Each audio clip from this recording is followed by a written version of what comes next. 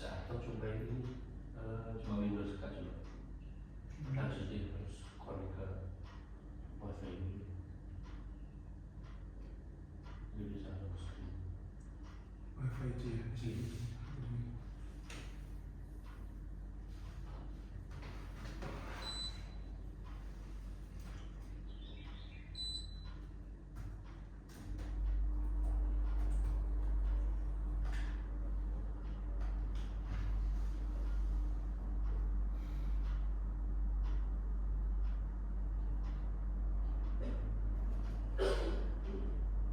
Yang 5G.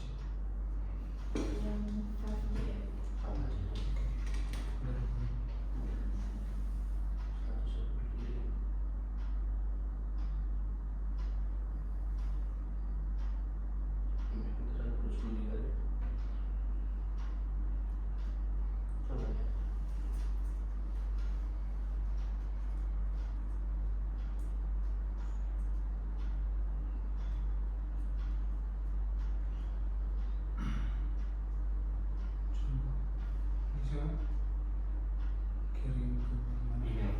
Udah.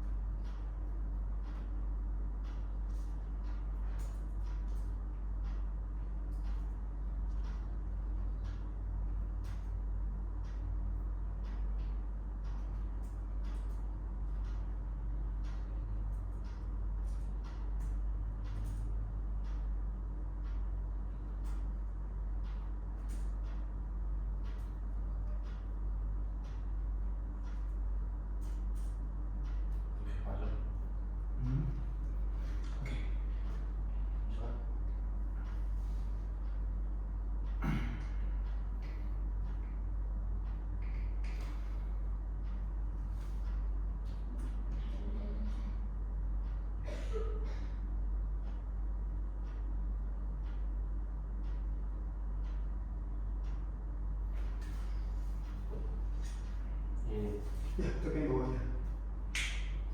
Gitu. Bawahnya lagi maaf. Yang ada warna merah. Oke, baik. Assalamualaikum warahmatullahi wabarakatuh. Sebelumnya perkenalkan nama saya Ramzi Santosi. Saya di sini ingin menjelaskan mengenai skenario manajemen project, yaitu the innovator journey. Oke, tujuan dari proyek ini yaitu mengubah pola pikir karyawan melalui intervensi luring inisiatif dengan menciptakan gaya inovasi yang berkelanjutan. Yang di sini saya dibagi menjadi 4 tahap. Yang pertama itu tahap inisiasi atau diagnosa di week pertama. Lalu di situ selama tahap pertama itu sebelum memulai program kita harus memastikan intervensi ataupun agar bertujuan untuk tepat sasaran apa yang dibutuhkan oleh klien untuk tim mereka gitu. Lalu yang di sini yang pertama dilakukan yaitu skill gap analysis, yaitu mengirimkan kuesioner singkat untuk menetapkan sejauh mana hubungan inovasi. Karena bertujuan di sini untuk takutnya tidak apakah karena takut salah sasaran, kurang alat, ataupun mereka tidak tahu caranya menggunakannya. Lalu yang kedua itu stakeholder alignment, yaitu pertemuan dengan pimpinan klien untuk memastikan visi agar inovasi karyawan nantinya benar-benar didukung oleh perusahaan. Dan lalu tahap kedua yaitu perencanaan operasional. Di sini bertujuan untuk menyiapkan segala kebutuhan teknis agar program luring berjalan mulus.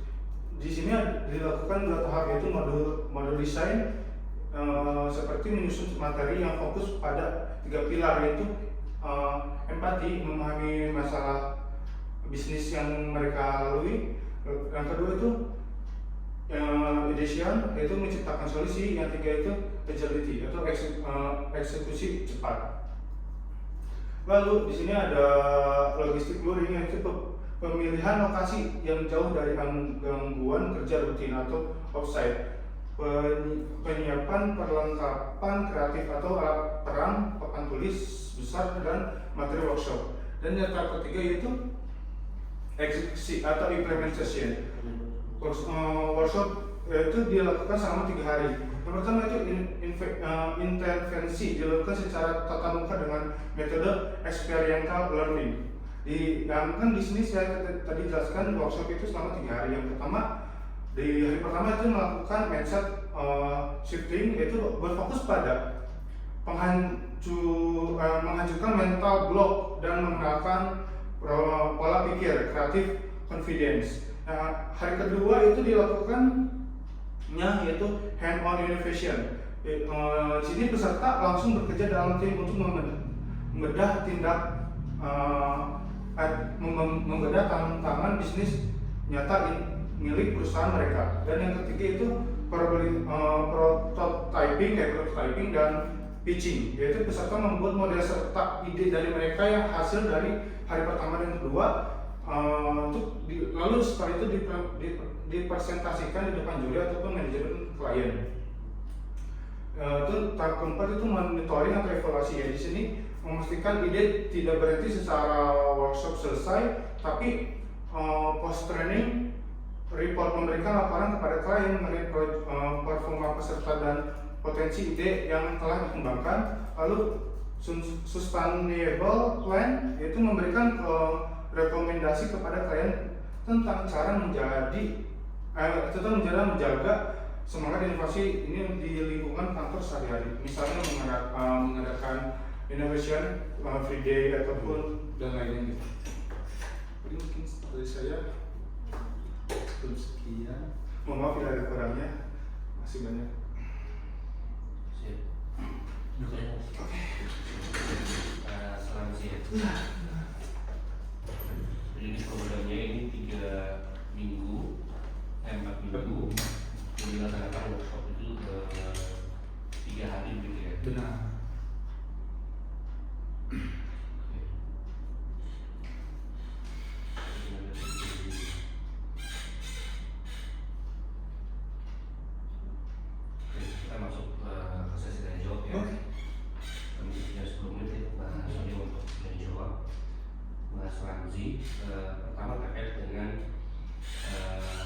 project ya, jadi saya lihat sudah dari peran sampai posisi ini sudah ada.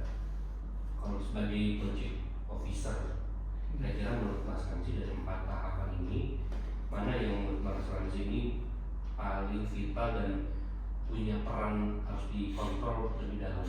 Oke, sebelum makasih atas pertanyaan. Jadi saya akan menjawab, yaitu yang paling vital pertama menurut saya pribadi ataupun yang saya pernah lalui itu tahap pertama, yaitu menganalisasi atau diagnosa apa yang permasalahannya. Karena bagi ya pengalaman saya juga, kalau misalnya kita tidak tahu permasalahan ataupun titik masalahnya, tidak akan kedepannya tidak akan jelas ataupun masih ambigu. Makanya situ saya di sini melakukan kayak analisis atau diagnosa, pengumpulan data yang dibutuhkan oleh klien ataupun itu yang dibutuhkan aja. Terus apa itu ya skill gapnya yang mereka alamin, dan juga permasalahan-permasalahan yang ada di sekitar ini. Oke. Ada masalah. Nah, ini kan disampaikan ini kan waktunya cukup 1 bulan gitu ya, 4 minggu, kemudian ini dalam 3 hari. Nah, bagaimana Mas Ramzi sebagai project officer itu bisa mengontrol prosesnya dari awal sampai akhir supaya project ini, objektifnya itu bisa tercapai? Oke, untuk bagaimana cara mengontrol, di sini saya pertama untuk mengontrol tersebut ya.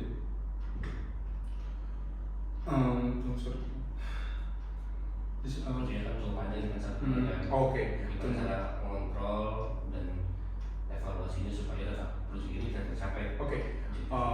Pertama kembali lagi kepada kan sebelum kita melakukan apapun itu pasti ada planning. Di start minggunya itu ataupun setiap pastinya setiap minggu pasti ada KPI yang harus diselesaikan. Itu tuh jangan sampai menghambat untuk kedepannya. Gitu sih buat untuk mengontrol pertama itu. Kalau misalnya kita tim berarti kembali lagi kepada pembagian KPI ataupun itu kalau misalnya project sendiri itu disusun dari misalnya minggu pertama KPI ataupun goalsnya itu apa, yang minggu kedua KPI-nya apa, dan seterusnya gitu sampai di akhirnya.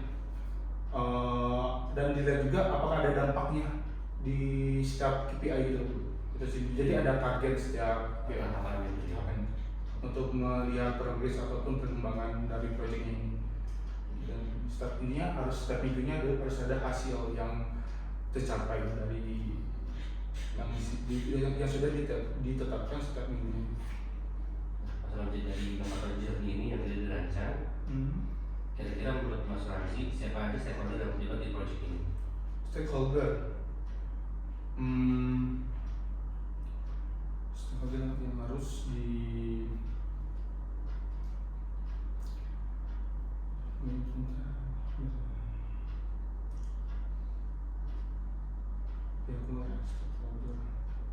tapi boleh diulang lagi ya. Ini kan tadi ada project ini kan 4 minggu ya, kemudian ada 3 hari. Dan kira-kira dalam proses satu project ini ada stakeholder siapa saja yang terlibat? Stakeholder pertama itu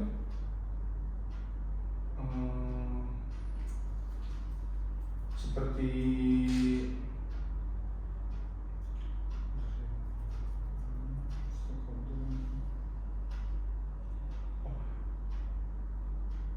pertama ada tentunya pasti ada apa?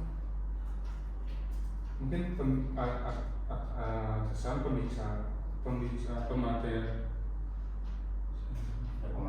pemateri untuk ya setiap ini. Pertama lalu dengan vendor yang bersangkutan, lalu juga dengan orang-orang yang memang berkompeten di bidang yang kita butuhkan berdasarkan dari hasil analisis yang ditemukan gitu. Jadi kalau hasil analisis itu nanti ada orang yang kompeten siapa gitu? Iya. Ada dalam proyek sebagai apa? Saya orang dari kompeten tadinya. Tadi ada orang yang kompeten, kemudian dilibatkan dalam proyek tadi. Iya. Orang yang kompeten tadi itu sebagai apa dalam proyek?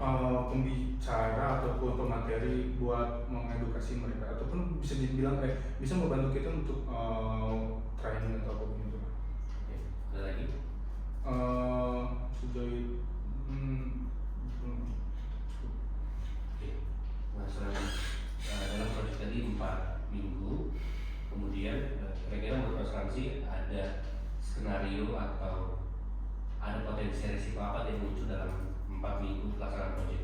Oke, untuk resiko itu pasti selalu ada. Pertama itu pertama di resiko waktu sih. Waktu yang dimana takutnya aja karena kita berhubungan dengan pihak lain kan, ataupun pihak luar, di situ juga resiko waktu pasti selalu ada. Jadi makanya di situ saya selalu ataupun berpikiran bahwa misalnya manajemen waktu untuk menghindari resiko tersebut. Pertama dari waktu, kedua dari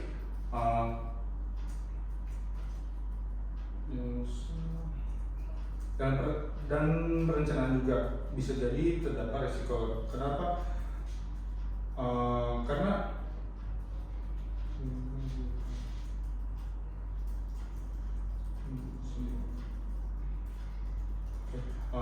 di tahap minggu kedua ataupun tahap kedua yaitu perencanaan atau opsional, di situ juga bisa terdapat adanya resiko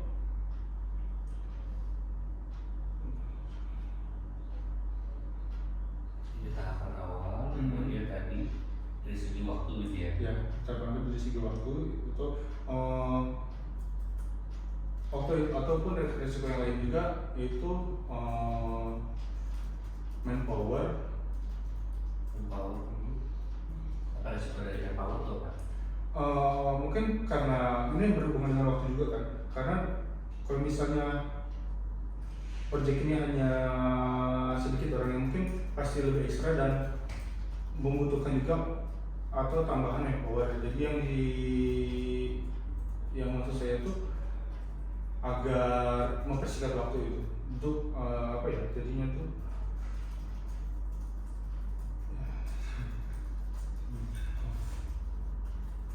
lalu untuk resikonya itu Ya berarti kalau satu lagi, kalau ada risiko misalnya kan waktu tadi 4 minggu gitu ya. Iya. Terus kemudian nanti dari klien tiba-tiba minta ada perubahan jadwal atau mungkin kemudian ada perubahan tujuan dari program ini sendiri. Gimana sebagai project officer untuk menangani perubahan tersebut? Jadi itu maksud baik untuk menangani terjadi hal tersebut, terutama kita pasti sepengalaman saya kalau misalnya klien tidak boleh mengucapkan kalimat tidak, tapi kita jelaskan kalau misalnya tuh perubahan tersebut itu tuh memungkinkan atau enggak. Kalau misalnya memungkinkan, kita lakukan semaksimal mungkin, dan kalau misalnya tidak memungkinkan, kita adjust ataupun kita kasih pahaman dengan misalnya kasih opsi. Jangan semata-mata kondisinya itu tuh tidak bisa. Jadi kita iakan dan mencari solusi yang memungkinkan itu terjadi dengan permasalahan-masalah yang mungkin ada di kondisi saat itu. Seperti itu sih. Kalau tidak baik. Ada yang mau ditanyakan? Mungkin untuk yang ini ya, untuk tadi terkait dengan strategi-strategi dan juga project manajemen yang Mas Nandi sampaikan gitu ya. Nah, cara dari Mas Nandi sendiri tadi untuk yang monitoring dan evaluasi itu seperti apa sih? Untuk monitoring ya, berarti itu tempat berarti di sini untuk tahap monitoring mungkin yang bakal saya lakukan itu pertama bakal ada semacam analisis kepada di sini kan proyek itu merubah pikir karyawan. Kalau ya monitoring analisis kepada karyawan dilihat dari kerjaan mereka untuk melihat apakah evaluasi ataupun dari tahap yang selama kayak apa hari pertama kedua tiga itu tuh berjalan atau enggak gitu untuk mulai dilihat juga dari kan di kalau di sini kan mereka juga berusaha membuat model sederhana dari klien dari ide mereka dan mempresentasikan. Di sini kan masuk kepada monitoring pertama, dan untuk monitoring selanjutnya itu ada ya ada post training report, lalu substantiability plan seperti itu sih untuk monitoring. Dan juga tadi saya sempat menjelaskan kalau misalnya dilihat dari kerjaan mereka selama setelah mengikuti dari proyek ini untuk ntar kita kembangkan lagi apa yang kurang. Dilihat lagi berarti ke tahap pertama lagi itu diagnosa lagi. Diagnosa awal. Oke Mas Ramzi, mungkin itu soalnya dan juga waktu juga cukup terbatas gitu ya. Nah, terima kasih banyak Mas Ramzi sudah meluangkan waktu dan juga mempersiapkan presentasinya. Nanti setelah ini pengumuman kalau penyesuaian untuk nanti akan diumumkan lewat email kalau misalnya sekitar di pekan besok gitu ya. Nanti kalau memang lanjut nanti lanjut ke tahapan ketiga, nanti ada interview seperti itu. Untuk sesi hari ini terima kasih banyak, bisa lihat aktivitasnya biar langsung menit lebih. Nanti ada informasi dari email. ya. Nanti kalau email nanti sering-sering ngecek aja emailnya. Terima kasih banyak ya Mas Ramzi sudah hadir di sesi hari ini. Sudah cukup sih, nanti kita lanjut ke persoalan. Terima kasih banyak.